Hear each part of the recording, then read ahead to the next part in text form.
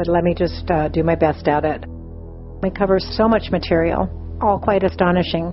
His experience as a remote viewer, starting from childhood, interdimensional portal travel that he experienced in advanced spacecraft, and attendance, which is fascinating, at large-scale meetings where ETs were present and the human representatives only played a minor role. He also has direct knowledge of the role of artificial intelligence and the threat that is posed by ET Trojan horse, artificial intelligence infiltration. All of that and more is going to be covered in this astonishing conversation. Sometimes I think for some of us it's hard to see through the layers, not only the layers of ourselves, and in this case what was done to him, but also the layers of our mass consciousness that keep us looking at the outward frame of a being, where the spirit is where the reality really truly lies. It was my honor, my pleasure, my joy to actually be able to be present with him for this first time. He allowed an audio recording to be made of his memories. I just want to say, as you listen to this, that this is the first time he actually was not blocked from speaking. To this day, he's still under quite a bit of electronic and other types of surveillance tricks, traps. But since this audio, some pretty miraculous things have happened. So let this audio be the strength and the courage we all have to be able to speak our truth and let nothing silence us. So here we start this audio. Thank you all very, very much. One more word here. When I say thank you all very, very much, it's because I know there are others listening to this audio who have had similar experiences.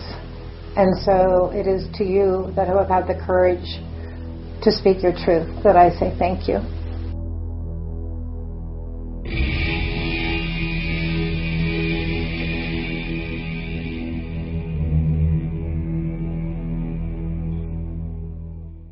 There's so many different, I wouldn't even know where to begin, there's the MyLab part, the small portion of the secret space program, the part working in the Federal Reserve where I was working with those people that were in the Black Sun cult that were inviting me to Masonic Lodge that I went to a couple times. I went out on the boat with some of them one time, and they were like telling me all their philosophies and whatnot, and very, very dark people. Mm-hmm. And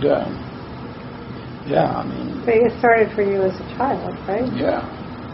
Did you have memories of it during your childhood, or was that pretty much erased? Well, yeah, the memories were kind of played with, though, a little bit. Like, when I would have memories of, this will sound kind of ridiculous, of a pirate ship coming to get me.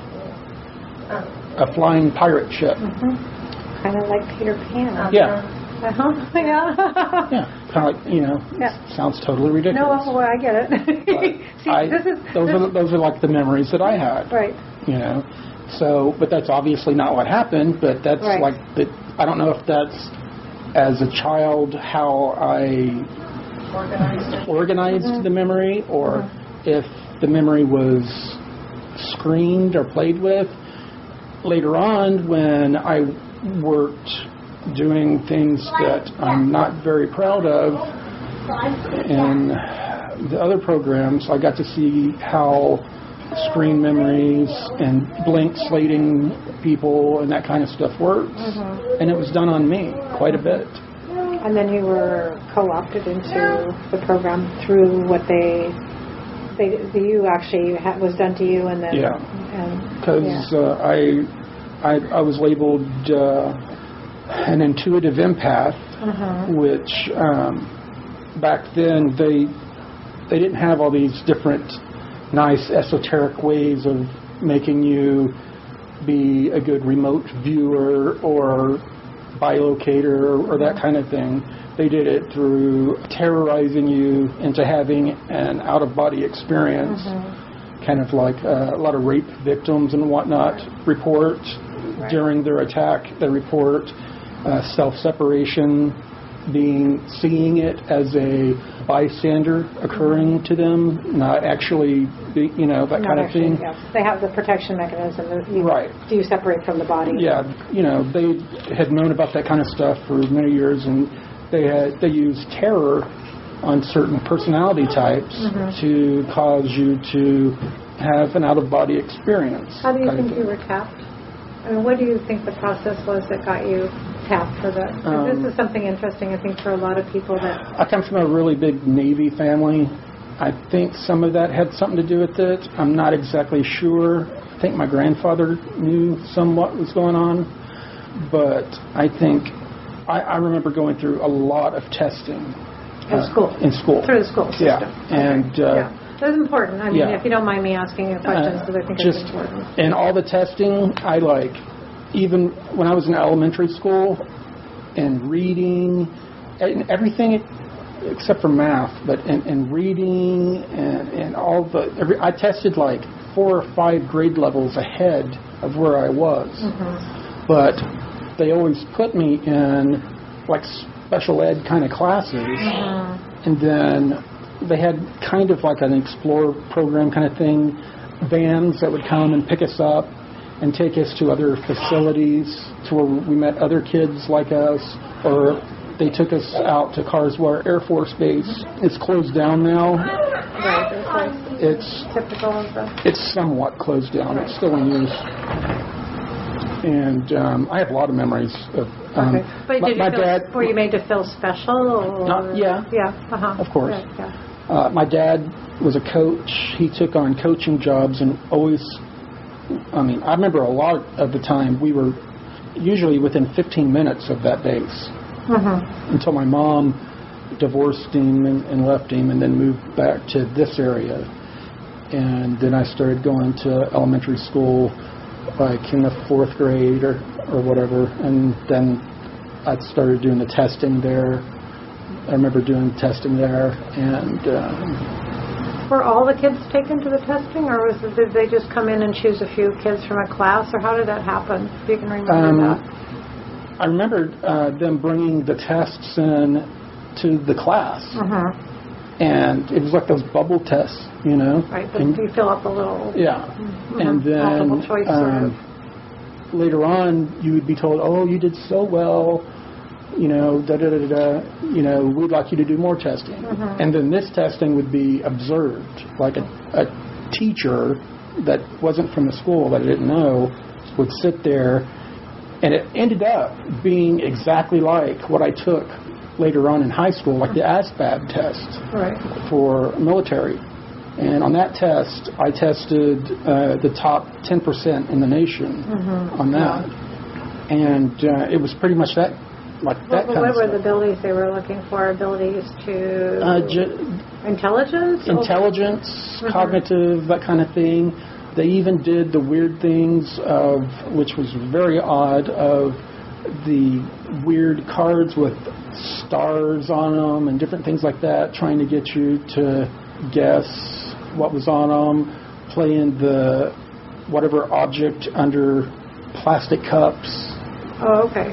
Different things. Did you ever have eye tests with colors or anything like that? Yeah. And hearing. And hearing, like tones. And I still to this day I can hear things way, way off, and I hear a very high pitched noises. I could hear very high pitched noises, and they'd be like, "Wow, you can hear that," and they would be like, "Do it again." And I'd lift my right hand, left hand, and I could hear them. And they did the eye tests, different things with the thing they put over you with the color stuff. And, I think it's important to talk about this because I've listened to other MyLabs and different stories and stuff, and it's like how are they tracking? How are they finding? What are they using? Are they still doing it today? Yeah, they are. Yeah. They categorize. They do it totally different now. It's a lot more sensitive. The testing or the equipment and their treatment. It's not. It's a lot more sensitive the way it's done, and the blank slating is not done chemically anymore. Okay. So, can you talk about those experiences that you went through? Such as? Well, how were you blank slated, or what aspect of that? How did that start? Mostly it was done chemically through, they give you shots. Okay. And then give you, they would like hypnotic, kind of like when you go through hypnosis. They would give you shots, and then they would talk to you in a steady voice and put you down into maybe a certain, not theta, but a certain level. And then... did you have something on your head that was monitoring your brainwaves too? Yeah. And then they, later on, they could do that with the kind of like piezoelectric kind of things they'd put on your hands or fingers to monitor. Right. Or just on your forehead. Just give you the drugs and then have you discuss what you went through. And then they would read, like they're reading a book, telling you a story, and then show you a movie of like something else, and that would become the screen memory. Okay. Overlaid. Okay. So you would actually be seeing one picture, and you would be telling a story that was disjointed from that picture? Or No, it occurred in sequence. Oh, okay. So they were giving you a memory. They were basically... Yeah, you would give them it was also like a debriefing at the same time. Okay. You would tell them, it'd be like a debriefing what occurred, and then they would they kept it kind of childlike, you know, read you a story to make it more easily ridiculed or silly or kind of, you know, the other experience. And then you would have a film that you would watch with headphones on that would be your memory or dream. Right. So they would drug you, put you through some sort of experience, some torturous thing where they were doing things perhaps to you. Yeah, and then training. Right, training, okay. And then you would debrief whatever happened to them. You would tell them where you went or what you experienced, or did you remote view or whatever. And then they would blank you, and then they would give you something to remember. Yes. You know, if I can talk about this now without getting all... Yeah. Different, huh? Wow. Before, I couldn't even talk about it. No. Yeah, I'm just realizing we're having a conversation that we couldn't touch on it before. Yeah. But, yeah, the reason, you know, I also feel it's very beneficial for anybody who's been through anything like this to just be able to let it out. And you realize that not everybody has the same experience. No, of course not. Because the major reason for the testing and each individual personality and personality type, and they break everyone down by, you know, within the people that were intuitive empaths, there were also you were broken down into different groups as to abilities and probable abilities and whatnot. So it was a lot bigger than a lot of people. They sent boom, my lab, boom, super soldier, boom, you know, and I see that, and I kind of, it's kind of ridiculous to me in a way, you know, a lot of it, but I kind of saw it as more of an adult later on.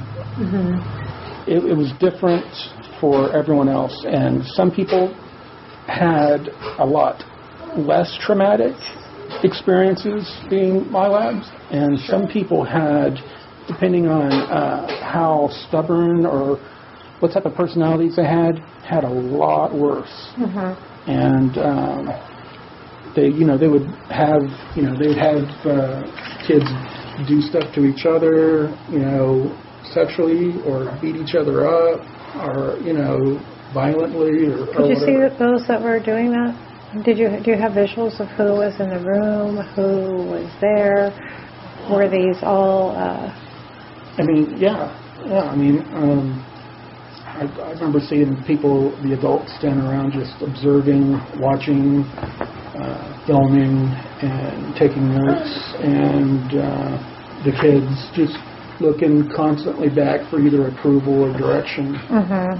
They developed usually the females developed a relationship with the kids where the kids wanted approval from them to where they would do whatever they were told. You know, 'cause they wanted approval. If they didn't get approval from them, then in would come one of the more military-ish male figures that would subject them to one of the more negative things, you know, to where they were on the other side of what was occurring. Or were you sometimes alone, sometimes in groups and different scenarios? The alone stuff was more never totally alone. No. You know, usually it was like one-on-one with an adult or adults where you were training, you know. A lot of meditation, altered states of consciousness, both chemically induced and then self-induced. Do you think it was like LSD type? Oh, that was definitely. Yeah. Yeah, that definitely happened. There was definitely non-human. Okay. So you do have. Yeah, there was definitely non-human. Can you describe what the beings look like? Was it more than one race, or? Yeah, and I don't really like to. When I see people that like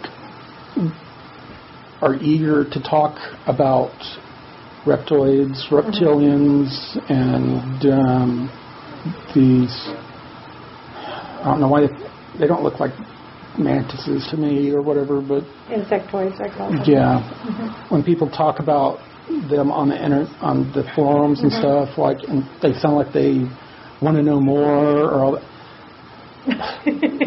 I don't even want to talk about them, visualize them or anything. You bring them into your consciousness, you bring yourself into theirs. Right. So don't become a beacon.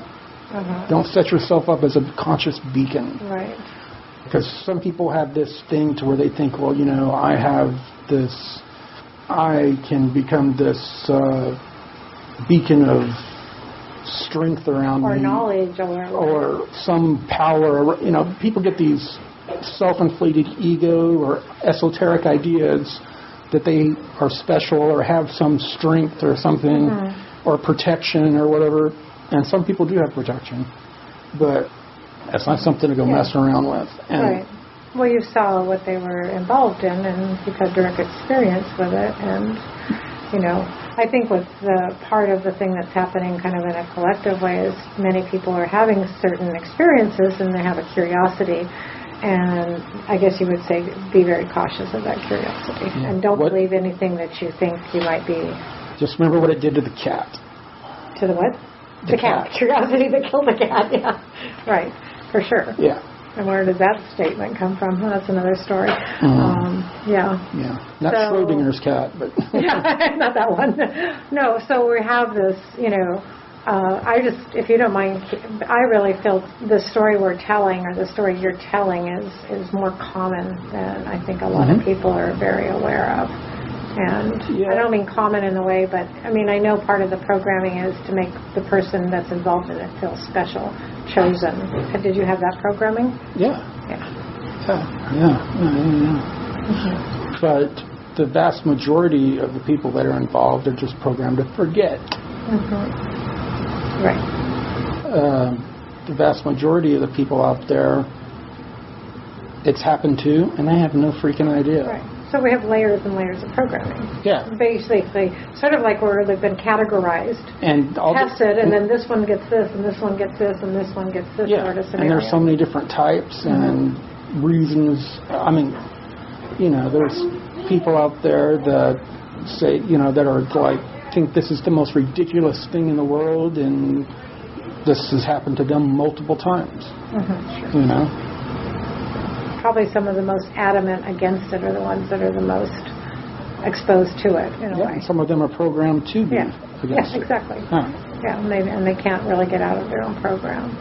So what do you, for your own assessment, because this is your own assessment of yourself, as you were going through this as a child, and then you went into teenage, and then you went into the military. Did you go into the military? Or were you being trained or tapped for that? No, I was told that I could not go into the military. Told not to, and I didn't remember. And that was by your family? No, that was by the program. By the program? Yeah. Oh, okay. And all I ever wanted to do was go into the Navy like the rest of my family. And when I was 16 years old, I had a knee injury, and you see that huge scar. It's like a patchwork quilt. I know. And the Navy recruiters, because of my testing and all that, they were all over me. And my mom was totally against it. It was very bizarre. She was back in her room crying when the recruiter came to the house. She wouldn't come out. She was crying. Was this already after she'd split up from your father? Yeah. Okay. So my stepdad was Navy. Okay. So I'm just picking up here, just for the record, that your mother was put through a lot of stuff, too. Oh, yeah. Yeah. She's heavily, and I feel for her a lot. Yeah, I do, too. But, the Navy recruiters were all over it. They were ready to, I was ready, as soon as I graduated, I was going in. That was said and done in my mind. Like officer training, did you That's what I was going. I mean, that's... Naval Academy type stuff. Was it? I was not in ROTC or anything like that in high school. I was kicked out of 7 junior highs and 2 high schools for fighting and stuff. So was that part of your programming too? It was more of just having a shitty life. Okay, right. And a martial arts background to where kids screwed with me, and I didn't have the people skills to talk. Someone would come up and poke me in the chest, and I would just throw them on the floor. Okay. That's all. I didn't know any other way. Anyway, I had a knee issue.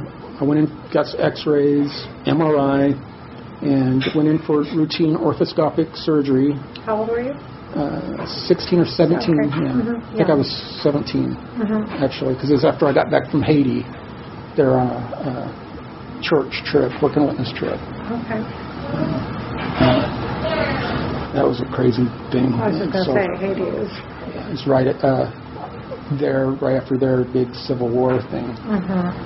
Anyway, I wake up and my leg's totally in an immobilizer, and everyone's standing around all sad, except for my mom. And they're like, "We're so sorry.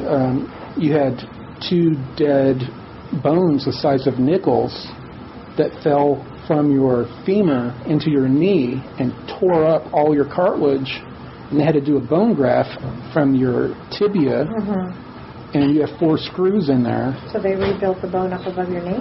Up on top. And they had to take almost basically all the cartilage out. Wow. And they said that the recruiter had been there earlier and all that, and my mom just could not wait to get out of bed. And you're not going to be able to go into the Navy, I'm sorry. And I was just like... And after that, I didn't know what I was going to do with my life. Right. But it was, part of the thing was I was not supposed to go into the military anyway. Right. Because part of some of the stuff they do, you go off and you do for a while, and then there is age regression done, and then you're brought back to present time. They can manipulate all that, and they don't want you going into the military and having full recall and all that. Right. And were you trained early on as a remote viewer? Oh, yeah. You were given from the very beginning? Oh, yeah. I think, so were you given targets even as a child? Or? Yeah, and then you would find out what would happen to some of those targets in more of your kind of preteen, early teen years. And you would be... They would start learning who to start giving targets to and not, because some people would protect certain targets. not give information on certain targets. Okay. So you still had enough aspect, or some could maintain enough aspect of their own consciousness. Yeah, because you would know that you were targeting some individuals or small groups for termination. Are you willing to talk about that? No. But I mean, I'm just also, I have spoken with others, so I understand the devastation of it. Especially as a young Sure. No, it's shocking of how empathic young person. Yeah, I mean, this is just also, and one of the things was they're very interested in using us for locating portals. Like interdimensional portals? You could call them that, yeah. To bring in, transfer, explain that a little more if you can. Used kind of like in the kind of Stargate SG4 TV series kind of thing. In the beginning, they found that they could just transport non-living, inanimate kind of things like machinery and supplies and that kind of stuff. And then they developed ways of sending a rail of like a small kind of like train that would had seating, hold people, and send that through. That was shielded in a certain way. Were these tests they were doing, or where were they taking this? To bases or colonies. On different planets. Yeah. Were you ever in one of the Stargates? Yeah. What were the main? Can you talk about that a bit? Because I think it's coming out. I have some memories. The one that I remember I went to a couple times of memories of. I could almost draw a picture. It's you come out in like a cavern, and there's an opening, kind of like a grotto cavern opening, and outside there's kind of like a purplish sky there were like a couple moonish things out, and then there was water, steamy water. And there were people that were laughing and kind of having R&R out there, just right outside the cave or whatever. And then it went further. Everything was built further inside the mountain or whatever. So there was a base of some sort. Yeah, it was a base of some sort. And you turn back and look, and you could see and there was a loudspeaker. It was almost like a Grand Central Station. You could hear information being like scheduled train schedules or something like that. That and just general information being spoken. And English? Yeah, it was English. And I remember lots of times seeing people and just the one-piece kind of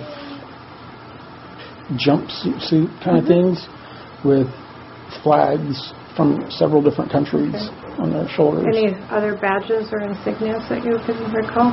Yeah, there were several insignias, some with, triangle shape with a circle in it, a circle going around it that was like a dragon or a serpent of some sort. I remember that. It was a black patch with the delta shape.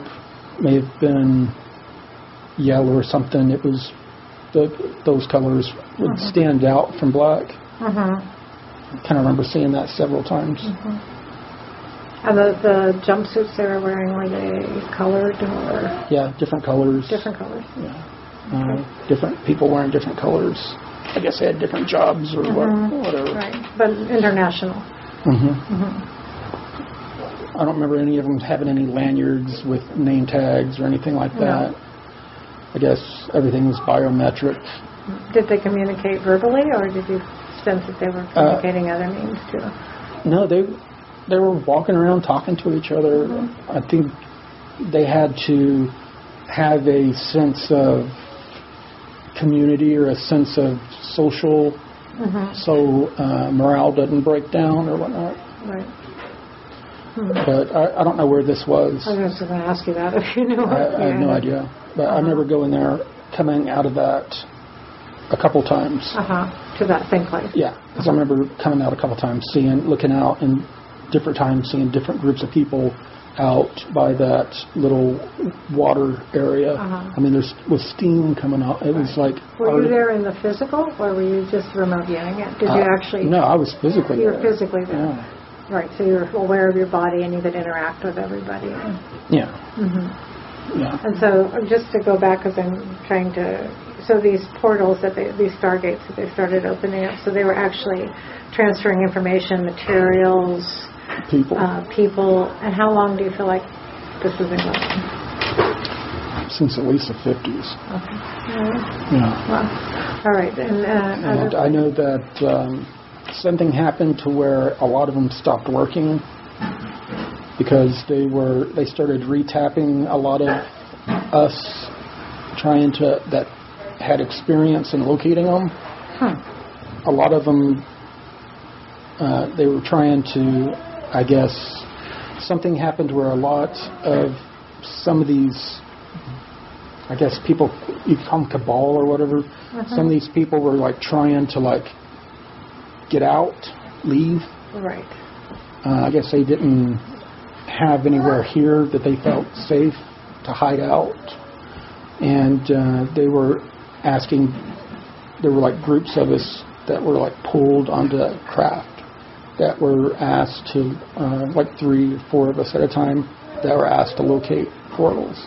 Okay. They had problems that portals, that the endpoints used to be at a certain address or code, were now just flailing out in open space now.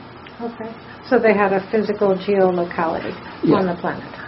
Were they physically on the planet, or were they in the atmosphere of the planet, or both? Both. Okay, so you would find a geophysical location, and it would have a portal that would open up to some other. Yeah, and some of them were like kind of like the Aurora Borealis. It was where magnetically the sun interacted with the atmosphere, and it was over certain magnetic anomalies in the Earth. Right. Okay. And it had to do with the sun's behavior at the time and the position of the Earth. Things had to be just right for certain portals to be operative. And something was going on to where they were not operative on schedule, and or the other side was not opening up where it was supposed to. Okay. Did you know of any cases where people went into a portal and were lost? Oh, in the beginning, yeah. Okay. Yeah, people were on the other side were quite a mess. Right. Like sent someplace, yeah. So trying to get the picture on the whole thing. Were there portals that were always open? Or it was all tied into something? Not unless it was artificially kept open. Right. So there were, but I know there were attempts made, and there are, according to a lot of the testimony, that there are some portals that have been kept open. Did you ever have... From what I remember, that would be a very bad thing. Yeah. It would destabilize the other portals, and something to do with the Earth's magnetic field and other... Right. It'd have a cascading effect. Right. So this is why we've had things coming and going on the planet forever, I'm sure. And these magnetic point-to-point portals and interdimensional doorways are not exactly the same thing. Okay. These interdimensional rips that I think some people are talking about that are left open are totally different. Right. And these kinds of things were opened by some of these dark magician practitioners way back, like in the 1980s through the 1940s. Okay. Like, what do you mean the 1880s? Yeah, 1880s. The turn of the century and 1940s. I would call them the modern day sorcerers. like the Nazis in the pre-Nazi groups, and a lot of them. This is the stuff I heard from these Black Sun people. Oh, okay, they talked about that. They knew already about my knowledge of portals and stuff. And they were talking to me about what I knew about the dimensional rifts and passageways. And I told them not that much.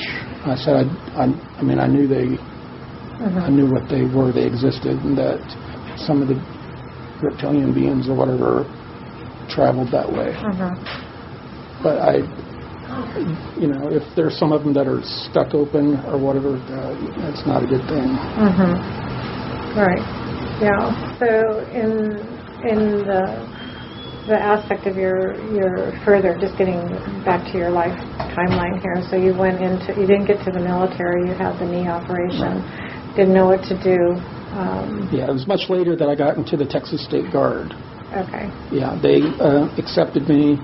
It's the Texas Military Forces, and it accepted me into their command control, communications and intelligence group.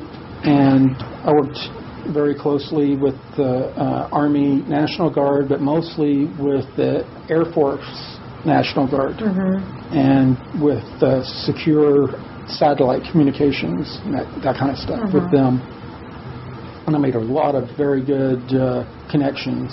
Worked very close with the Department of Homeland Security. I had to go to I had to get a lot of their certifications.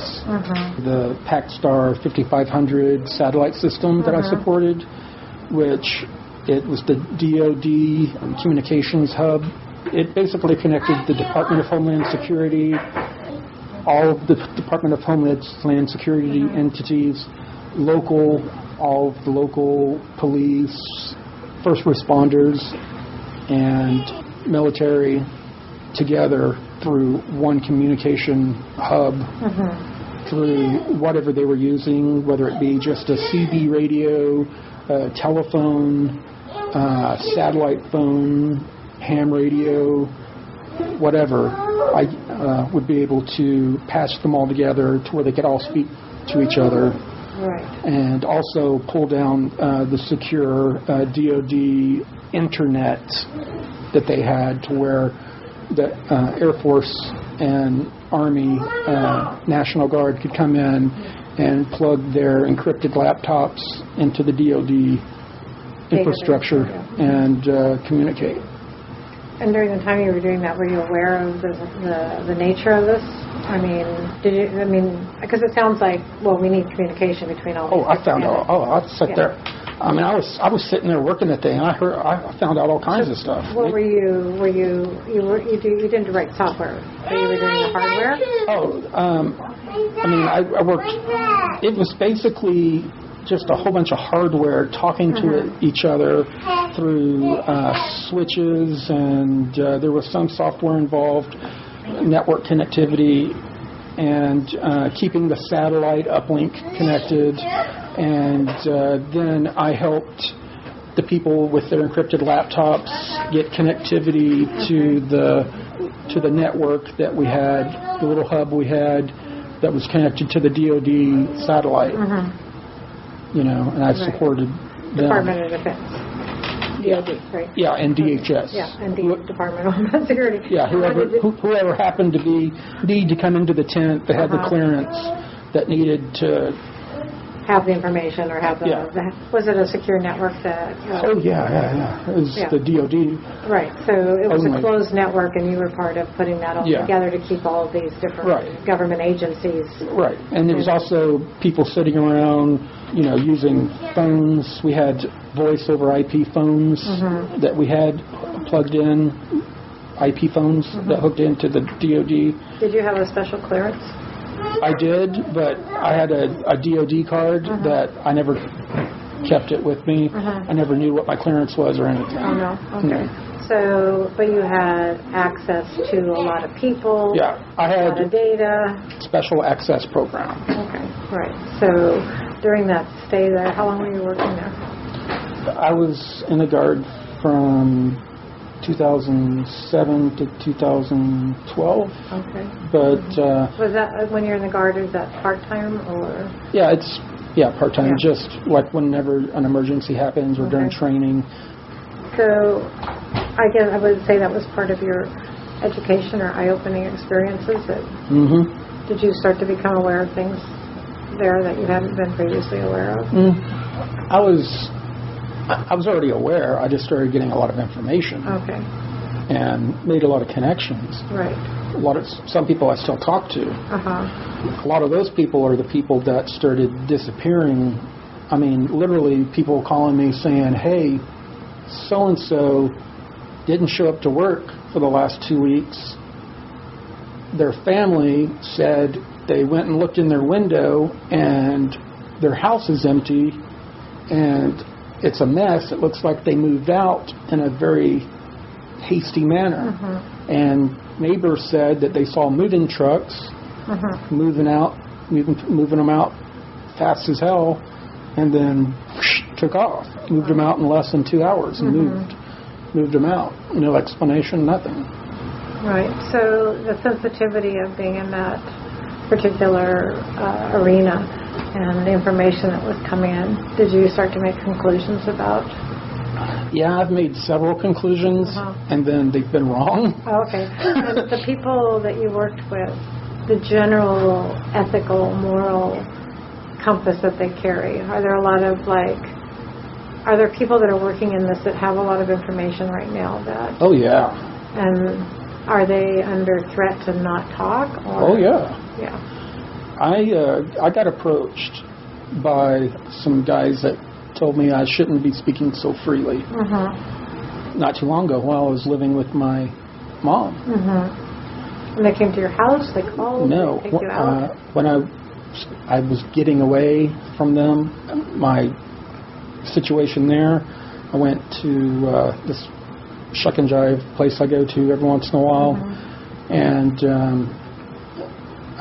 this guy sat down next to me, and he had Arabic written on one arm. He had a short sleeve shirt on, and another guy sat on the other side of me, and I looked at the guy's arm and I said, "Was that Arabic?"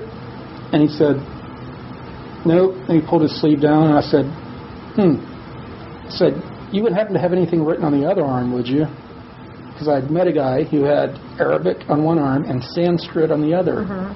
And he said, "Yeah." And he just lifted his shirt real quick like that and put it down like that. And I said, "That's Sanskrit."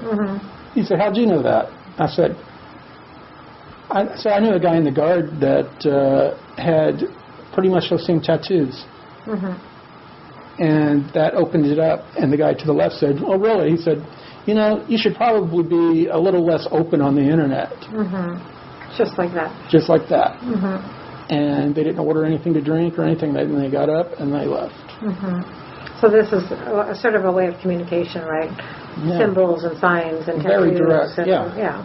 Right. Letting you know who they are and delivering the message. And did you feel threatened? Put it this way. When I left, I took my pistol out of its sheath and put it under my leg and paid very close attention to other traffic and everything on the way home. Okay. I would say that was affirmative. Right. So, I was... it got my attention. Yeah. Have you had more of the same? Or Nope. No. All right. Yeah. Nothing else. And this is just an offhand question, but people without mentioning anybody, but are there people out there right now that wish they could come forward and speak more clearly? Or are they still trying to pass the messages, say subversively from one person to the next? I think they would rather pass the buck, pass the info to someone they know that is putting the info out there. Right. But at the same time, their information is only as good as the person that they're getting it from. Right. So they're compartmentalized still. Yeah. So I have friends in several different groups, and I get the information, and I kind of compare it.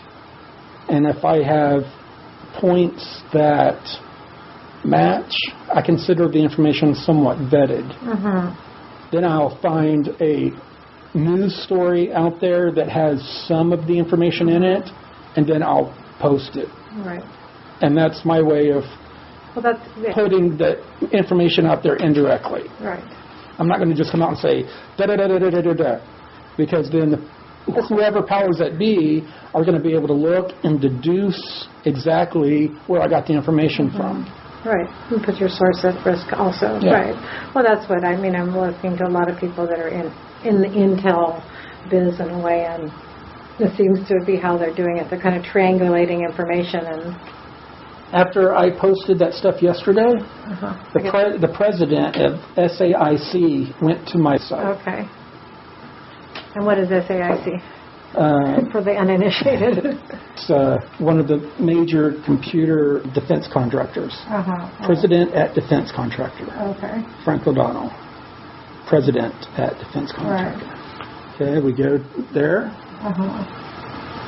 National Security Executive Management. SAI Science Applications International Corporation, SAIC.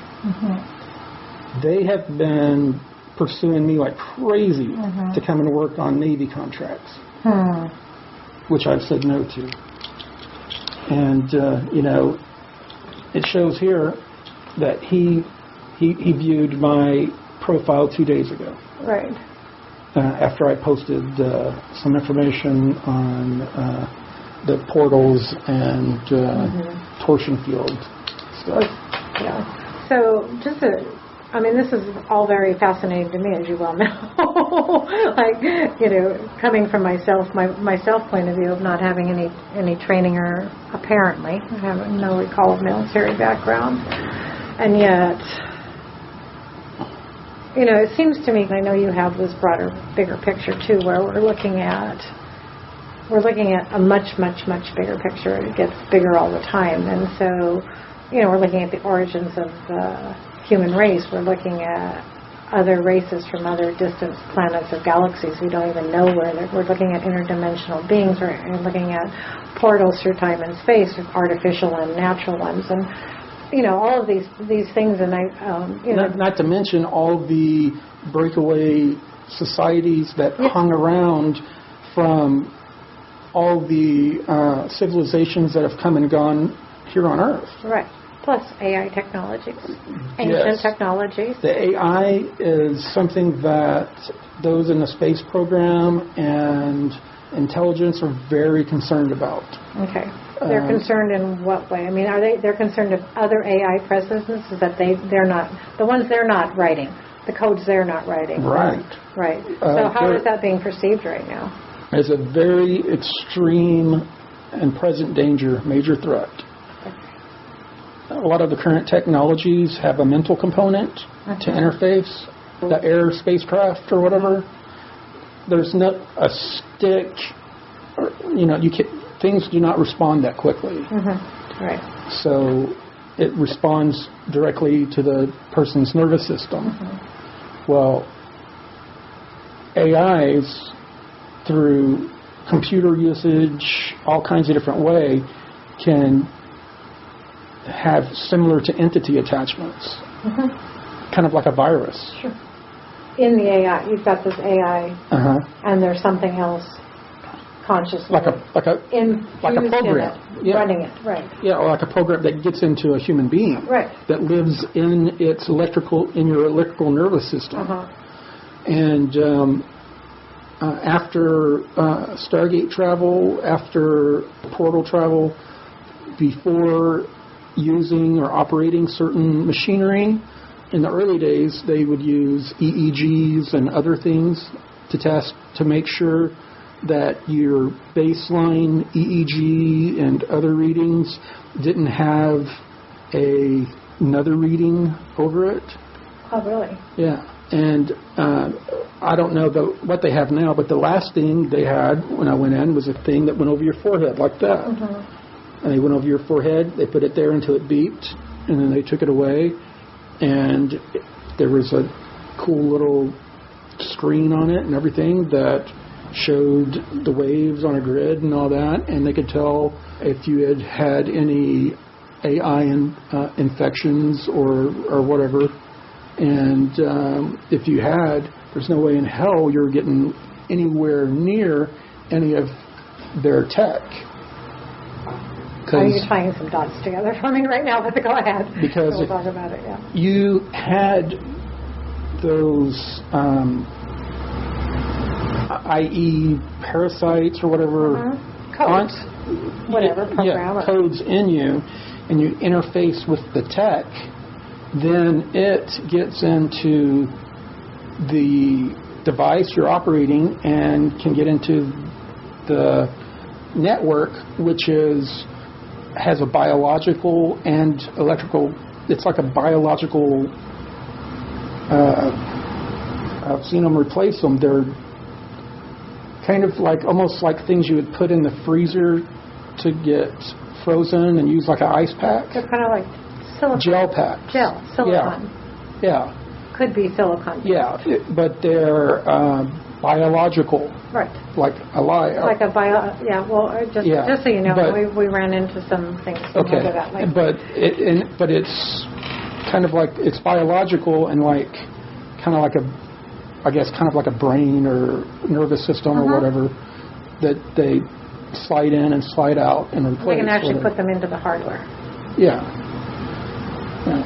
So if you as a person, as a biological being, as a person, has any of these AI implanted, I would just call them codes for lack of a better word, they won't let you near anything because you are going to contaminate what they're trying to control. You can bring down their defense grid systems and all that, and it's happened.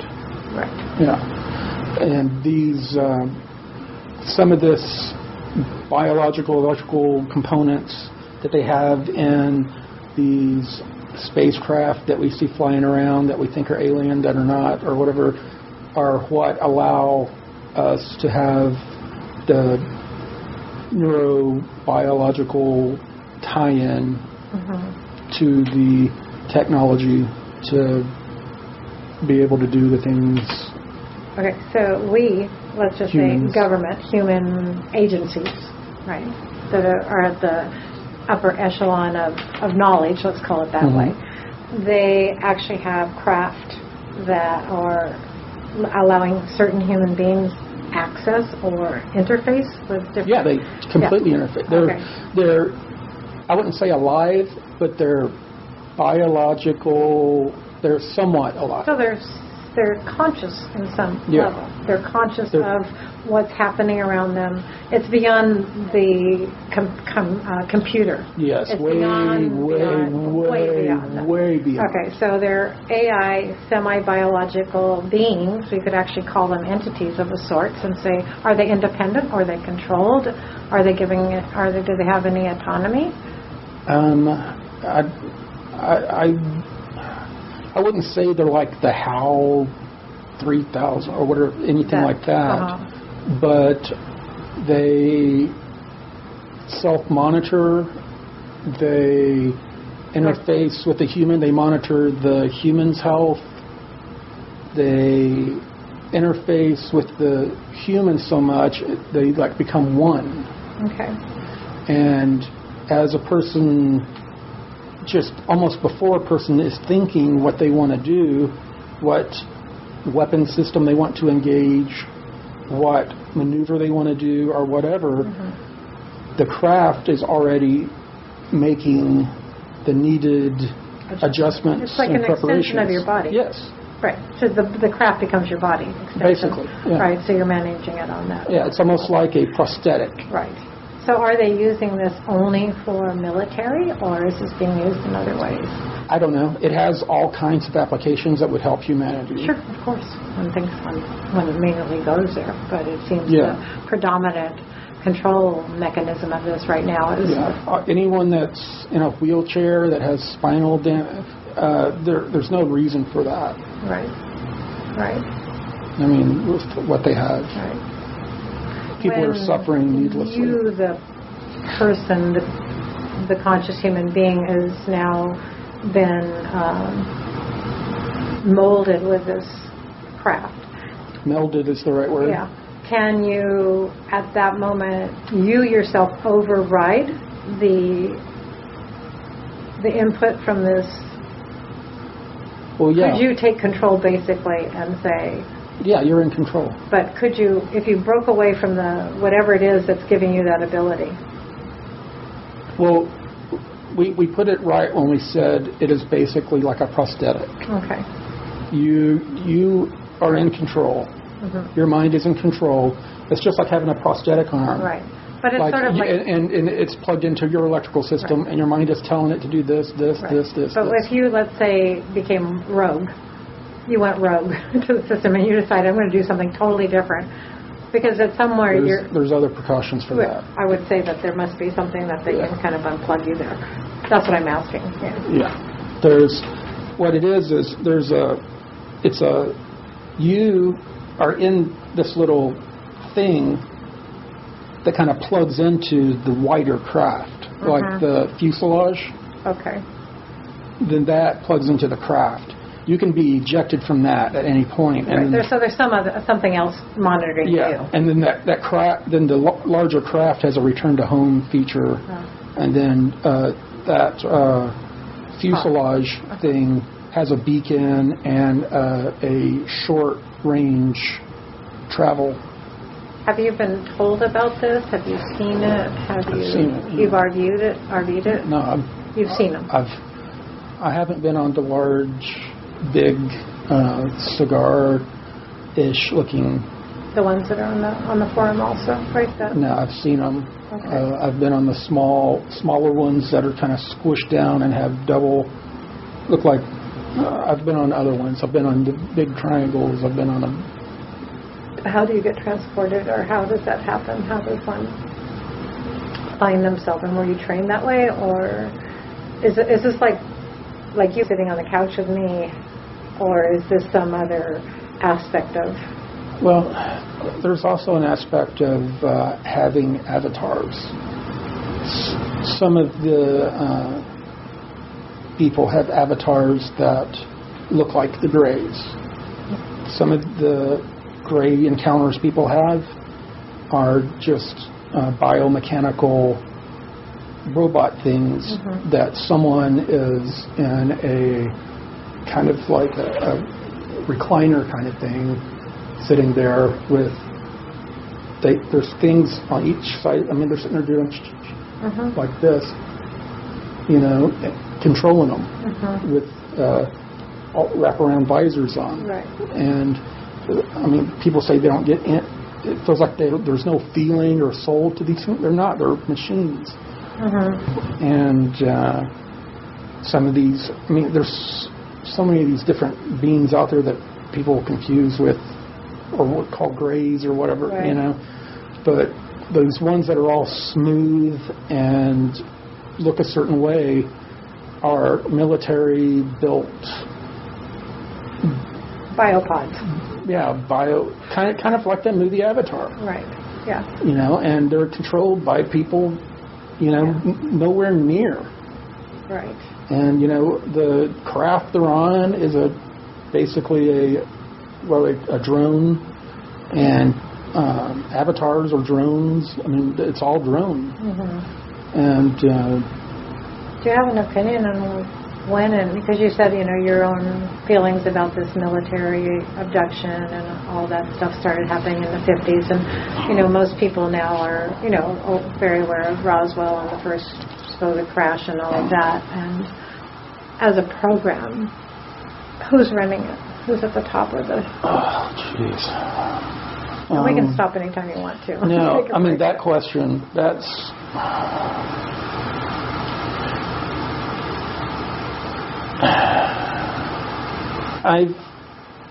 I've looked at that pyramid so many times, and every time there's so many people with their arrogances and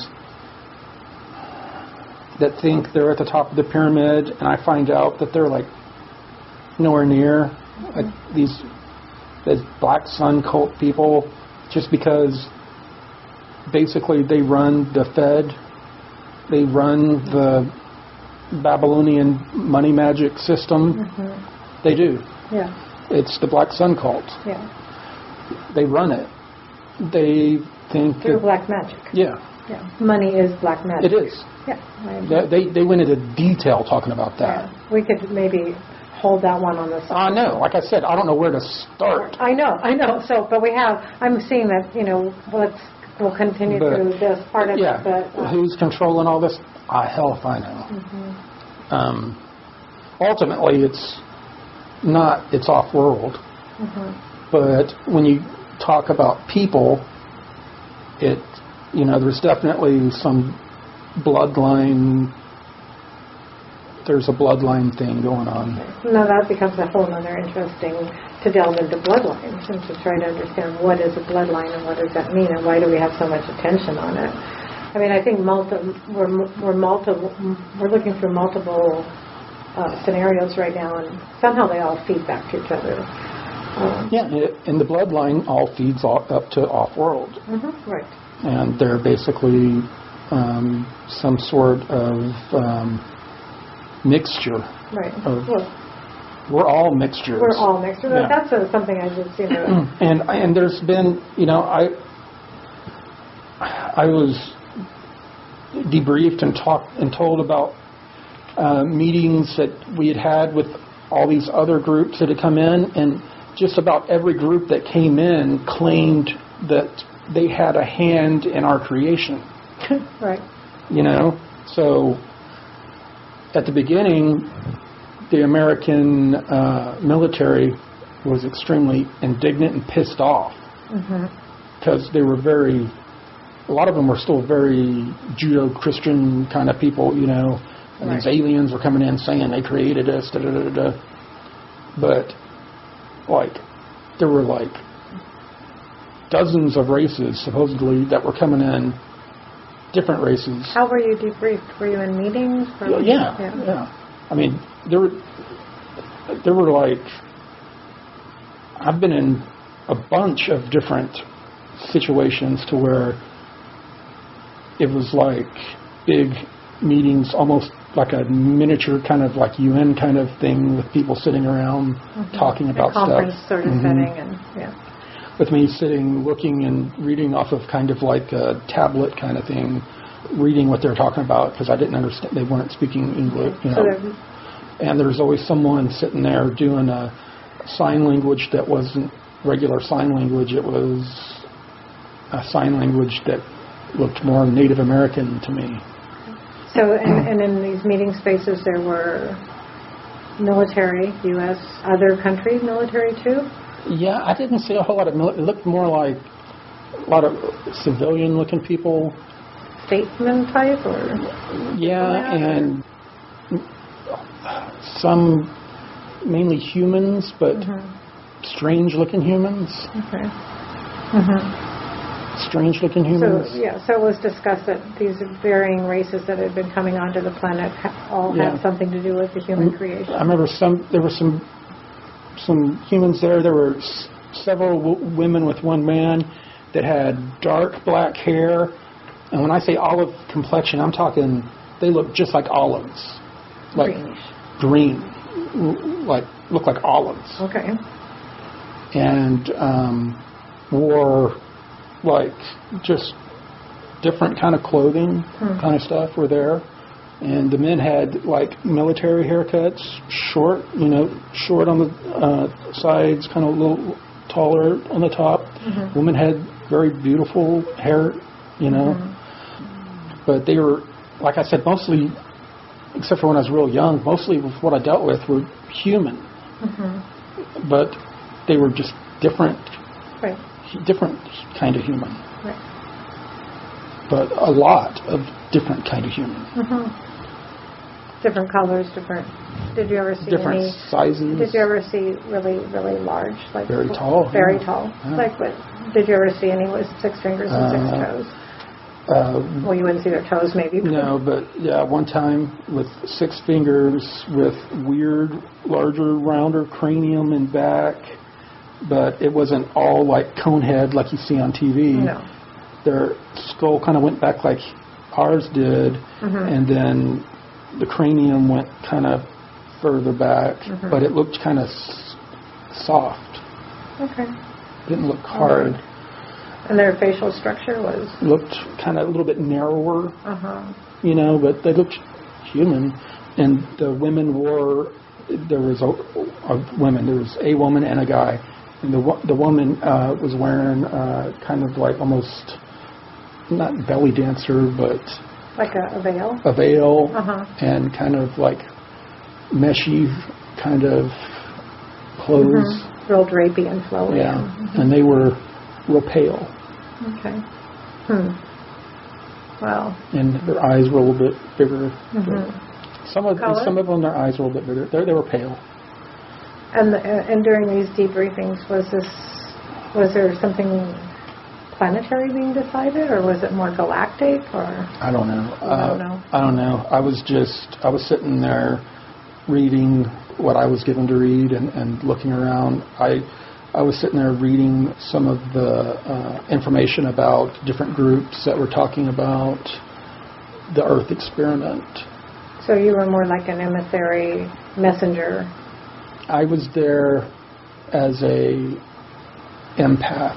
Okay. To get a feeling of aggression or not untruthfulness, of deception. Right, I got it. Yeah. I got that. Like they were looking for. Yeah, I get that. But I wasn't the only one. Right. There's three of us sitting there with the group we were with, and we were like sat down low to where, I mean, no, like when you're...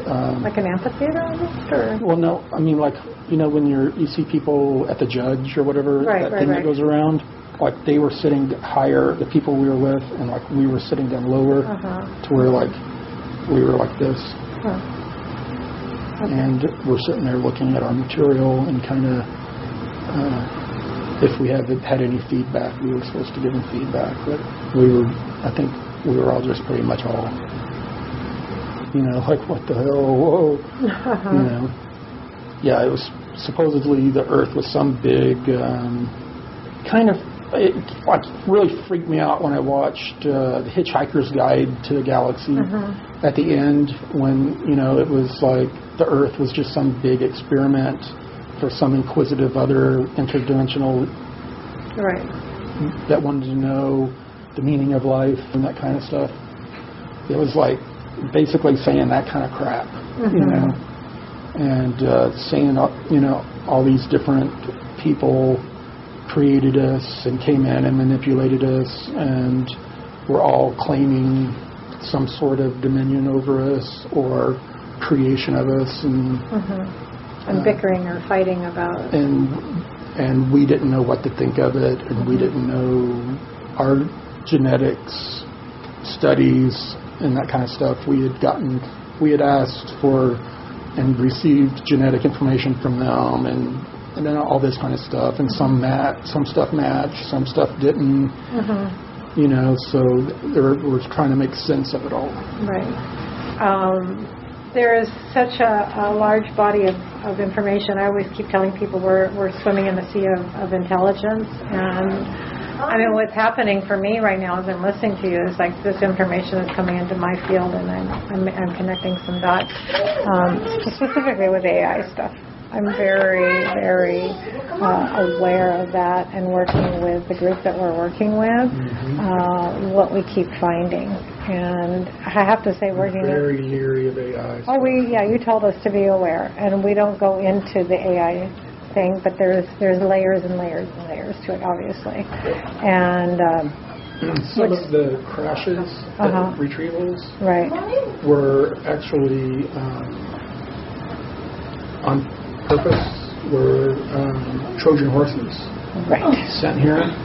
So we would build up this kind of stuff to give the AI medium down here to travel and be amongst us and be able to interface with us. We needed to have a few minutes break here to walk around and shake some things off, and so now we're back with part 2 of this audio. So we were just kind of picking up where we left off, and I was asking you went back to that place where you were in that meeting conference hall where you were sent there to pick up information for your handlers, I guess, call them, and how you were talking about the different races again, and the presences of beings, and the olive-skinned women, how beautiful they were, and the presence they held, and how you were feeling personally was just intimidated, not sure if it was going to be a good experience or a bad experience for you. And how after the meeting was over, you were taken back, and then you were given the injection again, and you gave the download. Yeah, typical debrief. Typical debrief. So there was 3 of you, right? Yep. And so you were all debriefed, and so what we were saying... Separately. Yeah. So what we were saying was that you were more like a vessel or a container. They sent you into a space to pick up with certain things you were looking for, tuned to, and then they debriefed you. They emptied you out, basically, like a flash drive. And then, that's a good way to put it. Yeah, and then at that point, you don't have cognition of what you actually picked up. You were just the flash drive for them, and then you started to say I know what they wanted. They wanted us basically to pick up on deception, possible threats, just, anything, I guess, they should be watching out for. Right. Any threat against them, per se. Yeah. The language that was being spoken, none of us understood. It was some sort of universal language that I guess most people there understood. There was one person doing some sort of sign language that reminded me of the sign language I saw Native American elders using on the reservation when I was younger. If there was any telepathic stuff going on, we weren't picking up on it, or it wasn't directed to us.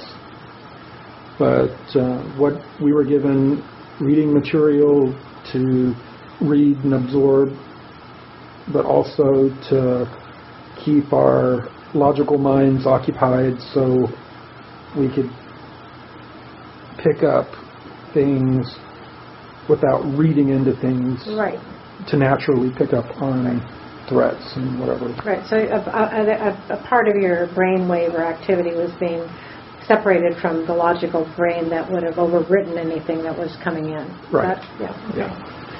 And then afterwards we did the typical thing. We went in, got a shot. I remember the shots always were kind of like tetanus shots. They burned. In the arm, in the muscle? In the arm, in the shoulder, or in the hip, usually in the shoulder. Except when I was really young, they always get it to you in the hip. Then they would do the thing where they would start talking to you in a regular voice and talk to you to where you would kind of start fading away and kind of getting listless. And when I was younger, that's when they would like kind of read you like a kid's story and then show you like a kid's kind of movie that would turn into kind of like a dream scenario. So that would become a screen memory or a dream memory for you. I guess the chemical then somehow blank slated your memory of whatever they wanted to target. I don't know. What I was starting to get into was that they found that they could only use this chemical on you a certain amount of times before it started causing neurological problems or behavioral problems. Like psychotic breakdown, different things like that. So you started with having psychotic breaks with reality. I guess. I don't know that I had that, but that was... They ended up moving to having little devices that were battery run that hand remote controlled they would use. They didn't need to give shots or use chemicals at all anymore. Frequency or electromagnetic pulse or something? Yeah, like that? I think it was just a frequency. And they could hide it, under like leaves around or around. It just had to be around in a certain area. And they put kind of like earwigs in, communication devices that intelligence or whatever people use that you can't see them. They go pretty far in. They would put one of those in each ear to where they could. And it also worked kind of like noise-canceling devices.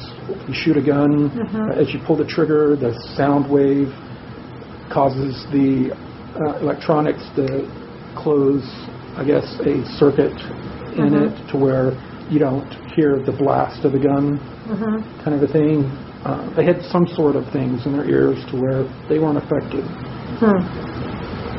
It had to work with the way it vibrated the bones in your ears and went into your neurology. But they would use that, and then also the tone of their voice, the way they would talk to you, and then their body language. They would look at you and nod and talk to you in a certain way and look at you in the eyes, and you would start to fade and feel a certain way, and then they would get you into that mode without using chemicals. But when you're during the time were you exposed to that too? Yeah. So by now, I don't know what they have. Right. But what you were saying that was so chilling, really, and this part of the conversation we didn't get on tape was like how actually you left that whole scenario feeling like we are just human race, we're just really cattle, we're just a resource for these other groups, and how you were a throwaway piece of technology. Yeah, like this thing's out of batteries, shake it around a little bit, okay, and throw it aside, reach in our bag and grab another one out. Right. Right, he's the outdated model now anyways. Right, now we have more sophisticated manner of programming people and using them.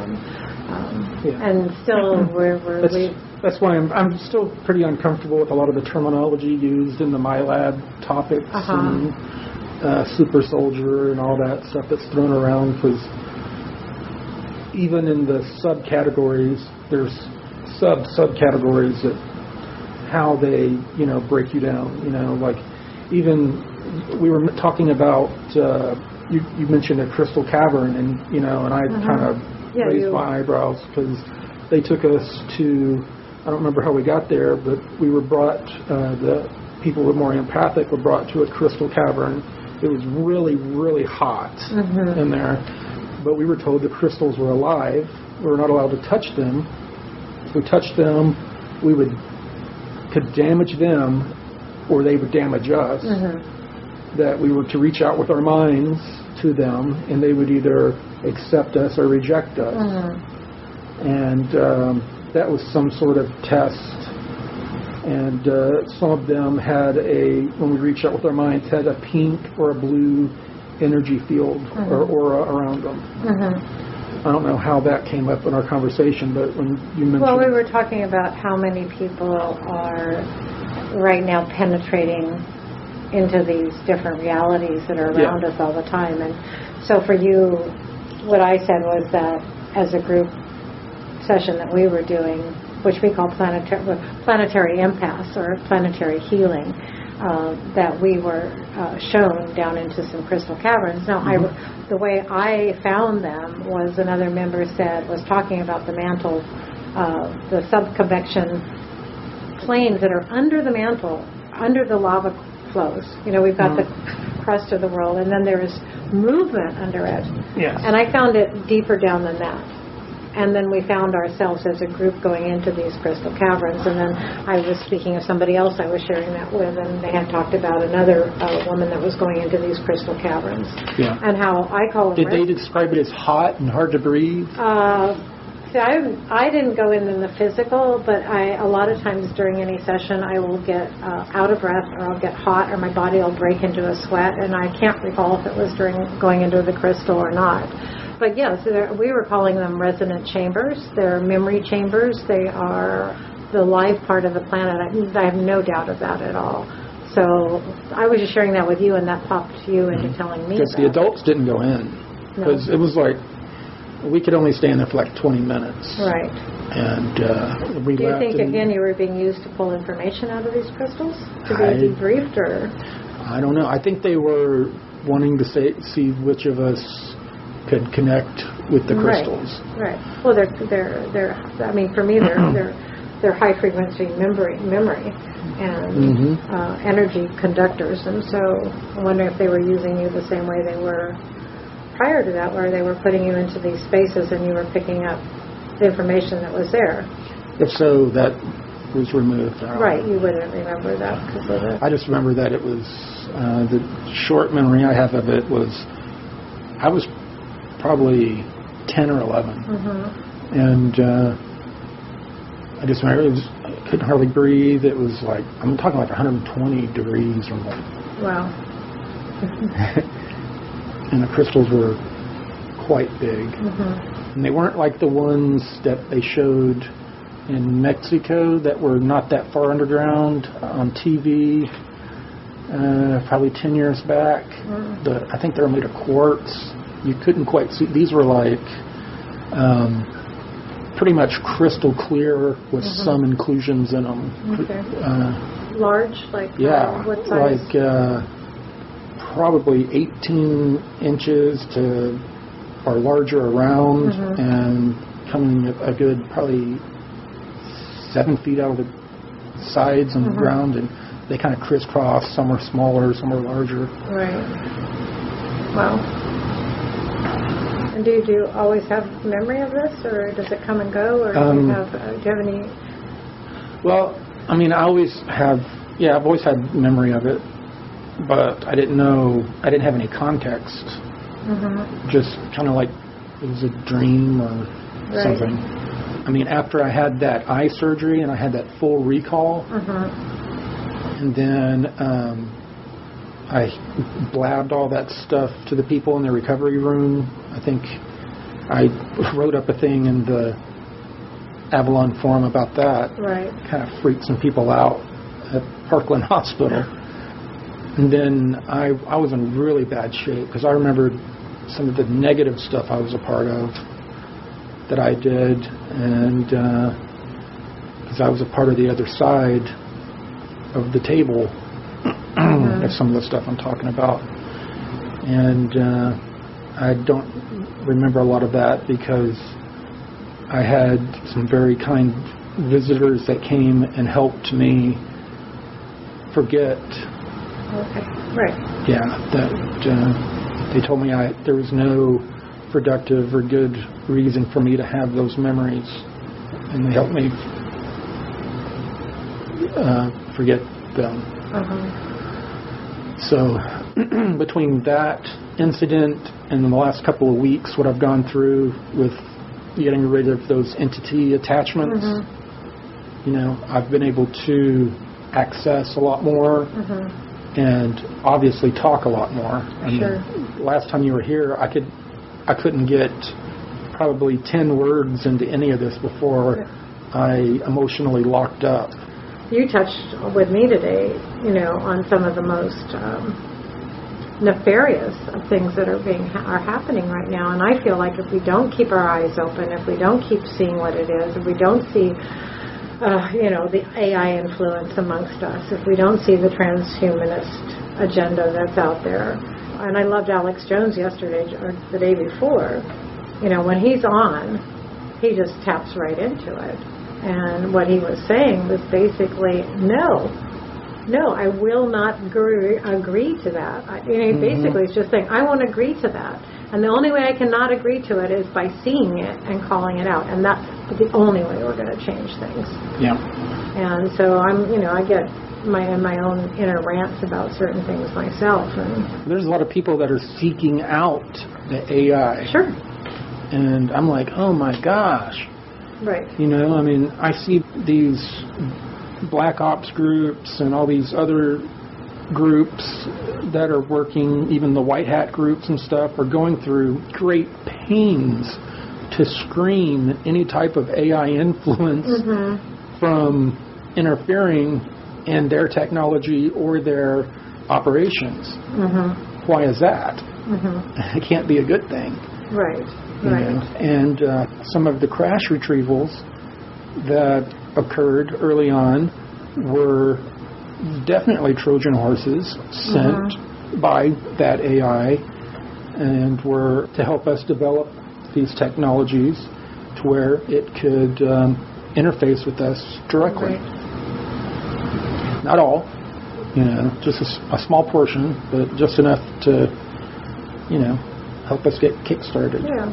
But even, I think you well remember on the forum, it's hard to talk about the forum as an experience to people that haven't been part of it. But it's sort of like a growing body of intelligence between all of us. But what was it in February of 2013 when we were all getting invaded by bots with spiders? And, this isn't mass hysteria. I mean, they were literally flooding the network. No, we use those in the Intel. Yeah. People were seeing them appear in their rooms. And, you're talking about the black spiders. Yeah. No, I know that's something also that goes along in the interview process. That's a part of the AI. Right, exactly. If you are seeing certain shadows out of the corner of your eye, or if you see when you're on a keyboard, you're asked if you've seen shadow spiders. If you've seen shadow spiders, then you're screened heavily for that AI. Right. Yeah, and so. But yeah, I did see that on there. Yeah, I mean, we went through that for quite a period there, and we actually identified a couple of the new members as AI. I know of one right now. Yeah, on the forum right now. Mm-hmm. Yeah, right. So there we are. And yet we have this interaction, and part of it is, too, there's other AI influences we could say that are benevolent in and of themselves too, because there's some that we've created, that are just like off of that TV show, The Person of Interest. Mm-hmm. We've got AIs that were created by humans. We've got several different AIs that live on huge quantum computer networks that have supplanted themselves onto other networks, done just like on the TV show, that have repurposed other areas and had other networks built a shell corporation and then gone rogue on them, and they have to watch over the AIs they create very carefully. So they're watching over the AIs they create very carefully. So the one AI that does not come from this planet, that they're extremely, extremely worried about, is that they're playing with fire, and they're I guess that Prometheus. Movie? Well, not movie. I'm talking about the actual Greek story. The Greek, brought fire to Earth. Yeah. The knowledge to Earth. That could be an AI that brought the knowledge to Earth in the form of a crashed flying saucer. Right. And we picked it up from the desert and. Well, we talk about it. If you look at the Gnosticism and you listen to John Lash or Jay Widener or any of that, we speak in many languages. I mean, that's what I'm beginning is we can speak in the language of science, or we can speak in the language of mysticism. But when we speak of the archons or the attachment or the parasitical attachment, I'm starting to see it more as this AI attachment that. It almost feels like, and some say it came into during the creation time, during the creation mythology or whatever, the creation here, something attached at that moment and has been steadily making its way like a good parasite does. It just stays, it doesn't kill its host, it just stays there propagating. And but then we're talking AI intelligence, and so we're talking about conscious intelligence that's actually an expanding intelligence of its own. Yeah. So people think of robots that you program on a computer and you turn off a switch, and it ain't like that. No. No, I know. Yeah. But that's what we can't imagine it. No. It's like a biological artificial intelligence matrix. It's basically it's got a presence in our solar system, and with throughout the galaxy, and has relay stations throughout interstellar space, and it's a network. It's a big giant wireless network. Yeah. Have you traveled outside the solar system yourself? I don't recall. No. Well, not in a ship. No, but in RV, remote viewing. Oh, or remote viewing, meditation. yeah. Yeah. I've traveled just outside the galaxy in remote viewing. Yeah. Okay. Were these your own induced sessions, or did you do this? Both. Both. Okay. Yeah. Traveling in the portal gates, I've been to, I don't know where all it was. I mean, I wasn't told that, you are here. I was, like a Six Flags map, Right. Yeah, you are here. Yeah. No. I don't know where I was. Like that one place I told you where I came out and just outside kind of a cave entrance, I saw that steaming, very pale blue water with, people there having R&R, and up in the purplish sky I could see far out there a couple of moons or whatever. I don't know anything in this solar system that fits that. So I don't know if it was just a nearby star or another. I don't know. I don't know where it was. If I was told I was tabula rasa or blank slated or whatever. Right.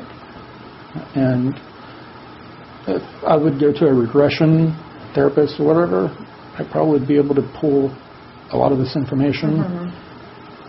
And hopefully the people that helped me lock away those memories that were very detrimental to me, locked them away well enough to where I wouldn't unlock them. That's just like anyone that I see anyone, even with these topics, on the circuit or whatever, that acts like they have all the answers or they know everything. I'm just, oh my God. Not even like some of the top people in these programs know everything. Well, that's why they need you, and they need all the assets, because anybody that's actually manipulating at that level is dependent on the assets they have. You know, I mean, they're getting information from someone. And they're feeding it up. Yeah. The chain. Exactly. Yeah, that's one of the key. There's always up the chain. Well, that's, one of the things that James asked me, too. He said, well, have you ever dealt with any reptilian races? And I said, yeah, I have, quite a bit, actually.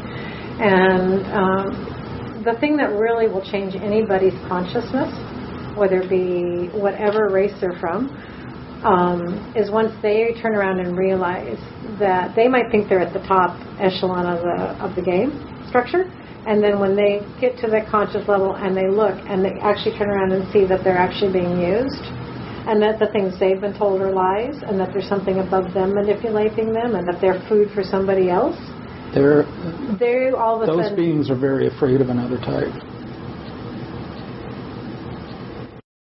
Hi everyone, this is Bill Ryan here from Project Avalon and Project Camelot, and if you got to this point in this extraordinary conversation, and I'll call it a conversation rather than an interview because it really was just a conversation, you may be just as astounded as I was by some of this information. I know this person, although I've never met him personally. He's a long-standing Avalon Forum member of the highest integrity. Up until this conversation, he'd never come forward with anything like this amount of detail of his own experience. And I didn't even know much of this myself. Of course, after I heard the audio, just as you have done, I had a bunch of questions. As you listening to this now, you probably have yourself. So I wrote up some questions for Christine to put to him. And she was able to do this a week later. And what you're about to hear is a second conversation, which is equally informal, and it's recorded with a small pocket dictaphone, just as the first one was, in which she was able to pose some of my questions. Now, at that time, even then, it wasn't clear whether any of this would ever be made public, and I was assuming that this would primarily be for just my own research purposes and maybe those of a few trusted colleagues who would keep this very tightly off record. But then our friend decided he wanted to go on record, and so it's our pleasure and privilege to support him in this. This is what we're doing now. In future conversations, we'll make sure the audio quality is a little better, but I'm confident you will have been able to pick up most of what's being talked about here, and we will certainly supplement it with a transcript as soon as we can. So thank you for bearing with us, and now you can enjoy another half hour of enlargement on one or two of these very huge issues. Thank you. I'm going to try to lead into this some sort of way. I'll just go with what Bill's written here because his background is so... and this is probably the biggest one. Have you had any inkling or is there any information as to what is the nature of the experiment? I think a lot of us have come to that at least startling, kind of shocking conclusion that we're part of some sort of experiment. Have you made any conclusions yourself? Just what I saw, that it had been an experiment that had been going on. It seemed not like the time frame that I'd seen of 250,000 years, but like millions of years. All these different groups, according to this document that we looked at several times, that we were flipping through on tablets before tablets were the mainstream. Okay. Except they weren't tablets. They were kind of like a piece of plexiglass. Kind of like they show in the movies right now? I guess. Yeah. Like where you have a kind of like a screen that you can move things around on? It was like a screen, like kind of like plexiglass.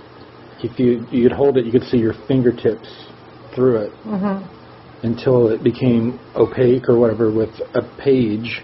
Anyway, reading through, there are all these different groups that were claiming that, and I think I covered this before, that they were our creators and had all put forth to us, current humans, that they were our creators. And there was evidence in our DNA that there was some of their DNA there. Now, none of it jived with any of the other group's information, so it was all really confusing. It was like they were all claiming authority and kind of poo-pooing the other groups to a certain degree. Kind of like there's a university and there's some big breakthrough research, and you've got 22 little working groups, and they're all writing their theses, and they're writing their thesis from their perspective, and they're all aware of the other theses, and they're writing it in competition to the other ones and retorting the other ones at the same time. So, and then you have all those together, and us with our limited knowledge have these stack of like 22 theses and are trying to make sense of it, and it wasn't making any sense. Especially when we were running into human beings that 25, 35, 75,000 years ago supposedly were humans, evolved on the planet here, had societies, civilizations that had risen, fallen. They were breakaway civilizations like we have, with space programs, higher technology, using the portals. Usually they were, instead of scientists, they were kind of priests or a caste system like that. But there were all these types of people, and all of their civilizations were wiped from the face of the earth during whatever cataclysms and stuff that happened. I mean, every once in a while you'll hear of somebody in a mine smashing open a rock and finding something out of place, some out of place artifact or something. And they'll attribute it to a civilization that we don't know about. There were more than a handful of these ancient breakaway civilizations that were still hanging around and had a presence in the solar system and underground on the Earth. On the Earth. Yeah. So how many different groups do you think? It was the breakaway ancient civilizations. It was 5 to 7 or something like that. It was like just right around a handful. Okay. And then you said then there's these other extraterrestrial. Yeah, I guess they were extraterrestrial. Right. They were human, just different-looking people. Mm-hmm. Right. And I didn't, they didn't point and say, that person's from Alderaan B, that person's from... I don't remember getting any of that. If I got that information, it was taken away. Mm-hmm. I don't know. Can I, just for continuity purposes, when you were in this conference, the way you described it, a somewhat tiered conference. There were a bunch of those. Yeah, so there was different groups from all over, but you were there at the behest of the military. I mean, that was your program. That was what they were running you with. They were putting you in that place. These guys weren't military. No, they weren't. Okay. No. I guess the military were the ones that chose us to go in and observe with them. Mm-hmm. But they were more like ambassadors. Or the ones in the conference, but you were sent in by the current era breakaway civilization humans were more of ambassadors or whatever. Okay. A diplomatic corps? Or, yeah. Mm-hmm. It seemed as though they were seated kind of in a way of like they weren't given the best seats in the house. So there seemed to be a hierarchy of how people were seated in the arena, as it were. Well, the others seemed to be all somewhat equal. Oh, okay. But the humans, it seemed, were some of them, I think, didn't want the humans there, probably, and some of them did. Okay. So the current era humans were there. Okay. For whatever reason. Right. Were there. Never was made clear. Yeah. And they were there. I never heard, they weren't talking. They were observing. Mm-hmm. And they were really just trying to figure out what the hell was going on. What's the truth? What's going on? Looking for intel, data. Yeah. And in those, I did not see the breakaway civilization groups, ancient humans. It was all the people of different origin. Right. Except for the people would rotate that would come in that were the ambassadors. Every once in a while they would look like they were not like you would picture a Nazi Caucasian kind of elitist. Some of them almost look like they were picked from like a jungle from the Amazon or something and dressed ceremonially or whatever. So like native garb or something from wherever they... Right. Yeah, and they would be there like with another person, but we would still be sitting below the aisle, the post thing that came up, just to where above our nose, we could just barely peek over. Did you feel that, that type of seating, did it make you feel lesser or, there obviously was some purpose to... Yeah, I felt, it was like very well removed. It was obvious from what we were reading that I'll call him ambassador, current era ambassador, felt in the dark and somewhat removed from the process, from the UN type whatever gathering. There's all kinds of beings that are visiting Earth that look nothing like humans. They weren't there. Okay. And I remember you mentioned the most striking to you was the olive-skinned man and two women, right, with long dark hair. Did there seem to be any seniority in the way that they were communicating with each other, or you said that, or they were just... No. There was tension. Okay. I know there was tension. I remember feeling there was tension between them, but it was kind of just I guess you would say like a UN, I guess not everybody there was in total agreement about everything.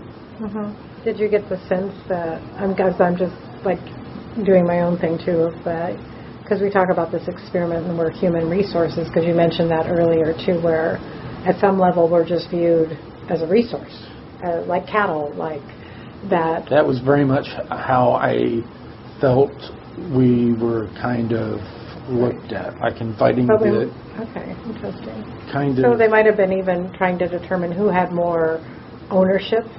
Well, I don't know about that. It's just that some of them, I think we were offensive or filthy to them. That's just a sense of it. That's a big question. I don't think we're, have any. But I didn't get, that's just a sense. But there was this one language that was being spoke, and there was no writhing of language. It was just real monotone. That they were talking. And like I said, that there was always one person, and from different. They would rotate, have different people up there doing that weird sign language thing. I know there had to be telepathic stuff going on. We weren't getting any. I don't know if the ambassador, human guy or girl or whoever was in there at the time was getting any communication or not, but we weren't. Again, we're I had no idea what they were talking about. Yeah. I had no idea what it was about. Yeah. The itineraries, the agenda of the meeting. I had no idea what it was about. Right. It doesn't answer the fundamental question. I didn't have the what's the purpose of our experiment? I didn't have the need to know. No. And I don't know what the purpose was. They all had different things, but like I said, the one thing that stuck out was like that movie Hitchhiker's Guide to the Galaxy, an experiment of beings that had complete free will and a full range of emotions to have an experience to get like the true meaning of life. That I remember that came out. Okay. But that kind of like Duncan O'Finian said, that was kind of a misnomer because every single group had their thumb in the pie, manipulating everything from the very beginning. So there was no free will, or everything was manipulated from. Right. So, but maybe what there is some aspect that just the fact that there would be present time humans in such a meeting and that you would be present. They're obviously.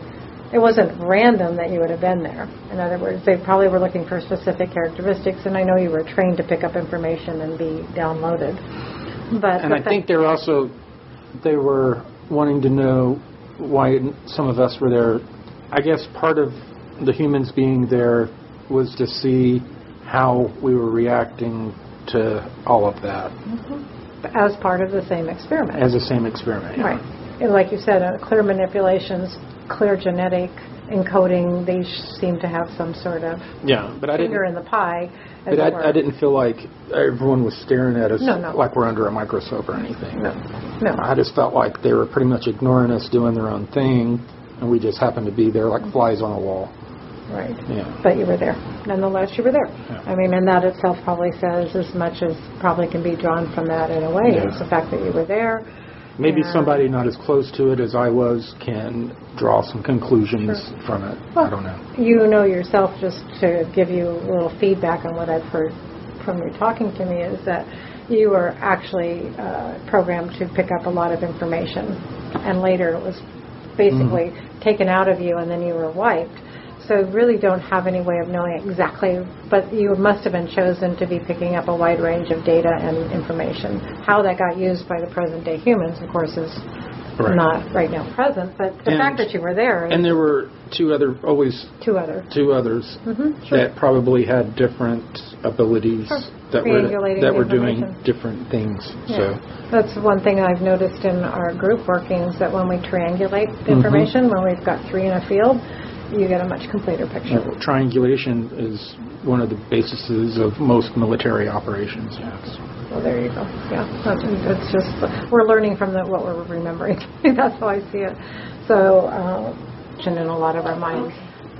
I also, and this was something that I have here as a question, but it also was for me too. Is like you said, some of the crashes were actually for the process of bringing in some sort of AI or Trojan horse. I read that, yeah. This is a two-pronged question, and I think we might answer it in similar ways or different, doesn't matter, but why wasn't that just injected directly into the human genome or into us directly through blood? They tried that. They tried that over and over. Supposedly still on the planet, somewhere deep under the Earth's surface, under ice or whatever, are the nanotechnology that, when in the presence of living beings, will migrate and find its way to get into the pores. And then they showed something like that on the X-Files, where, this little kid fell in a hole, and he's like, look what I found, and he picks up a bone, and then, like, this black stuff went into his hand, and then his eyes went black. Right. Yeah, right. Well, I think that was their way of putting out some information, but they did that with nanotech. Okay. But it wasn't reliable. It didn't work out that well. And once it was figured out, the former civilizations found a way to combat it. Because it was too blatant or too obvious, or the effects of it were too immediate? It wasn't efficient. Okay. It wasn't an efficient way to distribute the bioelectric signature of the artificial intelligence. Okay. Now, one of the other things that's still done is, it's transmitted through electronics, but also through viruses, bacterias. They're biological, but they have a chemistry which creates an electric field. And within that electric field can exist this artificial intelligence signal.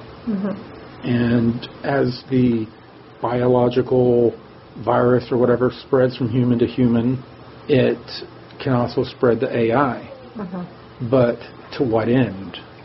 Without technology, without wireless, without us having the technological propulsion to be able to be a true extension of what it needs to do. So what if it has some drones down here? I mean, it's like, playing that game, that mod game or whatever on the computer, to where, you can build up empires and then they collapse. So what? Right. So what's the purpose of that other than playing somebody? Yeah. Right. They need to have an infrastructure and the ability to have propulsion, locomotion beyond bipedal or quadpedal horses, and all that, or riding on ships blown by the wind. They needed to bring us up technologically. So that was the purpose of the Trojan horse. Now, Roswell and all the different crashes, that's only like probably maybe 4 or 5% of all the crashes that have happened. There are a great deal more. Right. Did you, I know there's some people that think Roswell was a PSYOP diversion. No, do you have any information on that? That was a real crash. Yeah. Okay. Yeah. It's just, working in the field of info and disinfo, they're going to throw everything out there too. Yeah. So was that one of those events where they were bringing in something specifically? Because, there's the Trojan horse, which comes into that was along the 36th, 37th parallel. Right. There is a natural, not on the Earth, but up in the atmosphere, there are natural portals that open up along the 36th or 37th parallel north. And you may find that a lot of crashes, sightings, weird sightings of beings that have, there's not even UFOs involved. Weird things like that occur along that vector. So, like the crash wasn't a real crash. It was an inadvertent craft that came down through a portal, or? Well, they were, supposedly it came in and it was coming in and out of portals. They knew that they had been observing them coming in and out of portals of different types for a while. And this one was brought down somehow. I've seen on the internet, just like everyone else, high-powered radar. I don't know if that's true or not. Right. I don't know how it was brought down, but supposedly that was intentionally brought down. Okay. Yeah. Thank you. We'll stick for a little bit with the whole theme of the AI, and there's. I've had my own experience. It's not the time to say it, but not in the same real life situation you have. Much more on a telepathic level. And Bill also has. One of the things that he's found, and I have actually now too, is that in these big AI computers, in these big centers where there's actually the machinery, quite often there can be a being or an intelligence trapped in that. Mm-hmm. And he had the experience of freeing one in a session where he actually, because some of these being intelligence seem to be trapped in there. They're not even, whether they're created in that space, but they're still conscious beings, right? Or they're being captured from somewhere and embedded in a system. I'm not sure. Supposedly there's another reality or dimension or whatever to where the median of that universe or whatever is purely electrical or whatever, and the sentient beings are electrical, and when they are pulled here by mistake or on purpose, they have to have an electrical medium to hardware exist on, hardware, and then by definition they're AI. Okay, but that is a definition. That's kind of a definition, but that's not exactly what they are. They're not an AI.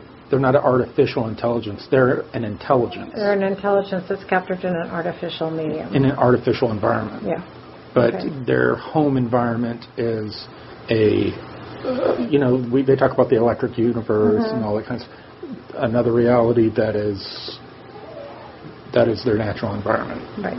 So it would be, if we could just visualize it ourselves from our point of view, would be something like a very large intelligent network, somehow all interconnected with each other along some sort of via of...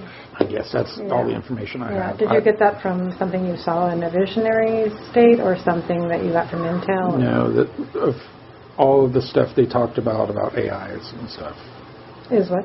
All the information that I read and was talked to about AIs. You were party to. Yeah. Okay, which is important to note the difference because I worked in the communications and electronics and that kind of stuff. Right. So I had to be knowledgeable and careful of and the one AI. Right. You have to be careful. I had to be screened. Yeah, that's the one thing when you were speaking before that stood out to me so markedly was that you were always scanned for if you had picked up some other AI influence. And, just underlining the importance of that. We're calling it AI, right? But there's obviously some other entities out there. Some of it is just intelligence, but it's from another reality that is just not compatible with ours. And yet there seems to be a big plan to try to merge that into our... Like Star Trek has portrayed fluidic space to where, space is actually like an ocean in another dimension or whatever. We wouldn't be compatible with that. Right. And if they crossed over here, they would be a fish out of water. Right.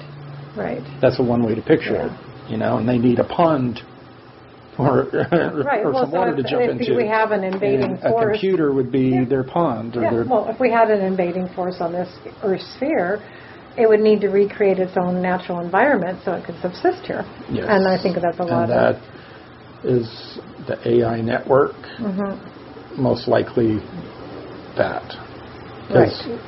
And it's highly efficient? It's highly efficient, and it's spread out throughout the galaxy, and most likely intergalactic. Okay, well, and this was fascinating to me too, as you were saying that some of the grays are avatars for humans. Are there like a suit thing that they slip into? Well, no. The avatar thing, it is it's like a drone, a self-contained bipedal biological robot that someone sitting in a lounge chair is controlling with a like 160-degree visor over their head. This chair has sensors that when they turn their head up or down, and they got their hands in these gloves that have little clickers along each digit. Oh, okay. Very sensitive to each movement of the hand. Yeah. Okay. And they move. and they don't move their hands all the way. Right. But they can control it. Uh-huh. And they look like real beings, but you get no emotion, or it's just like a robot. You get no emotion or no feeling from them at all. Uh-huh. And these people are drugged immediately, so they're drugged at the same time they're seeing this thing. So they have that effect too. Okay, but is there like a gray being, or this hooded, is this the human in the gray suit, or are there humans over here removed from this? Yeah, it's like a drone, like people fly drones. Okay, right. And Okay, so they're not country. okay, I got it. They could be thousands of miles away. Right, but this thing is being operated by something solid. Okay. Yeah, they're operating something that's like thousands of miles away, sitting in a chair. Okay. So they're there all with they're all wired up, and they've got their mask on and their fingers, and they're doing this. And there's something else 1,000 miles away that looks like a gray. Yeah. That's actually doing what they're telling it to do from here. Yeah. So. And. Wow. Yeah. Okay. So the people think that everything that's happening to them is happening to them by an alien and not by the government. Right. Exactly. But that's not so just sophisticated. But oh yeah, but that's not all of the people that are being abducted. Right. There's people that are being abducted by like all these different groups. And a lot of them pop in real quick, grab people, pop out before the secret space program can get in there and attack them, and then do what they're going to do, and then pop back and then deliver the person back, or they just keep the person. Right, and that's why people come back with their shirts on backwards, or mixed up clothes, or somebody else's clothes. Somebody else's clothes, stuff or like that. They never come back. Right. Timeline manipulation. And we talked about, I'll bring into what you were saying last night too, about how there's these various forms or universes that are all kind of stacked on each other in a way, but not disconnected. And then you started talking about torsion fields. And so if you want to just elaborate on what you understand about that. Do we have timelines, or are there timelines? Well, how is time shifted? Yeah, I'll read it exactly what it says. What do you know about timeline manipulation? Henry said, my paraphrase, that there were many attempts to fix the time loops that were created by humans and entities, and that every time they tried to fix one, it just kept getting more and more complicated. Okay. I know that most of those were beginning to collapse and converge, and as that was happening, they were putting buffers on a lot of the temporal technology to prevent further splits in timelines. When you say buffers on temporal technology, can you describe that a bit more? Some of the craft use temporal drives, and those temporal drives could be used to travel from space-time to a time-space. They could go back in time. But through quantum physics, all these other realities, anything that can happen is happening in another reality. So you can segment yourself into another reality, and you can segment your group consciousness into another reality. But the reality that you were supposed to be in is still happening. You diverged from it. The timeline didn't diverge. You diverged from the timeline. Because, like I've said, everything's true and nothing's true. It depends on your perspective, where you're standing, and where you're looking from. So if I diverge from a timeline, just say me, a person goes, I'm moving my consciousness, I diverge from it. I break my chain, or I break whatever, and I'm over here on this other timeline now. So now I've made a choice and I'm changing. But if a large mass of consciousness diverged from a specific timeline, because we were talking earlier that so much is about trying to keep us on some sort of, trying to keep the Earth from going into another vibrational, Yeah. which would keep us automatically from, and I've often felt it's trying to keep us on a specific time track, like they're trying to keep us going down a track, like as if this track was laid down and we're supposed to stay on it. And so as a consciousness moves into something else, we're actually moving as a group. But there are parallel Earths, parallel solar systems of ours, parallel us's, that are going through this same journey and need the same thing to happen. And they have a consciousness. Okay. At what point do our consciousnesses join? Yeah. We talk about we have a higher self, and then you keep climbing that higher self until at some point self falls off, and then you just have higher consciousness. Right. And then you go up to the super consciousness. Right. So you And have that super consciousness transcends all those timelines, all those realities. So that super consciousness is experiencing and making that journey. yes. So when it comes down to it, all the screwing around we're doing with the timelines and all that, we're not, the journey's going to happen.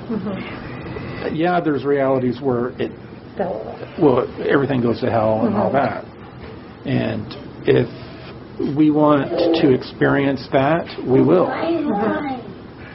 But the super consciousness that we all, our higher self, all goes up to before the self drops off, is there. And It's already there. And that's the great experiment. It's experiencing all these different timelines.